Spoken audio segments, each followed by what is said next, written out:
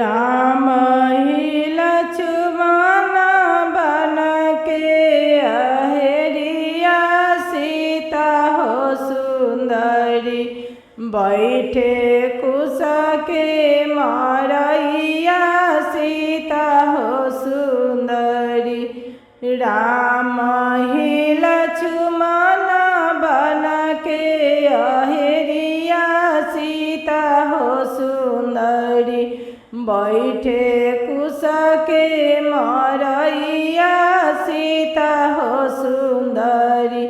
जोगिया के भेष धई अइले रावणवा जगावे लगले ना आहे अलख जगावे लगले ना। सीता से मांगे ले भिकिया जगावे लगले ना। तिलिया चौड़ा ले भिखा देवे चलली सीता हो सुंदरी। तिलिया चौड़ा लेके भिखा देवे चलली सिया हो सुंदरी। चीटी दिहले तिलिया हो चिट्ठी दिहले चौड़ा धई हो बहिया। रावण रथ में बैठवले धई हो बहिया। रावण रथ में बैठवले धई हो बहिया। रथ में बैठवले आकाश ले उड़ले चली हो दिहले ना।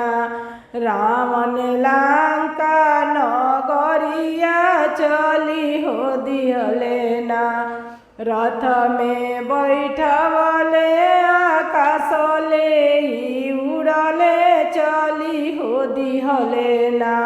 रावण लंका नगरिया चली रे दिहले ना।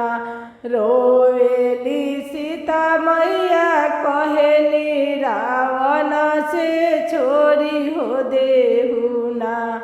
हमके छोड़ी दहु ना।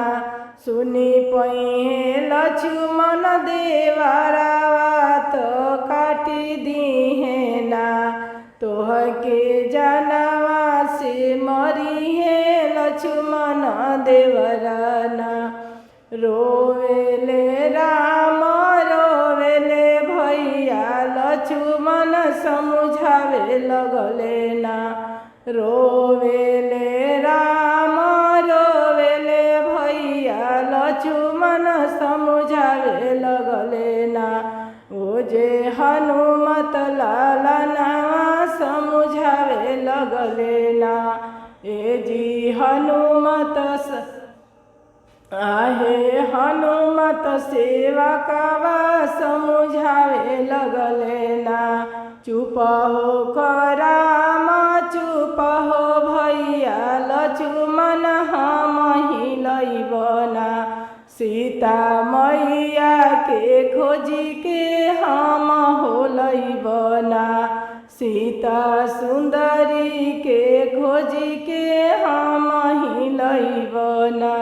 उड़ते उड़ते हनुमत गइले लंका जराई दिहले ना। रावण के सोने के नगरिया जराई दिहले ना। सीता मैया के पतवा लगाई लिहले ना। सीता मैया के पतवा लगाई लिहले ना। राम ही लक्ष्मण बन के अहेरिया सीता हो सुंदरी बैठे कुश के मरैया सीता हो सुंदरी बैठे कुश के मरैया सीता हो सुंदरी।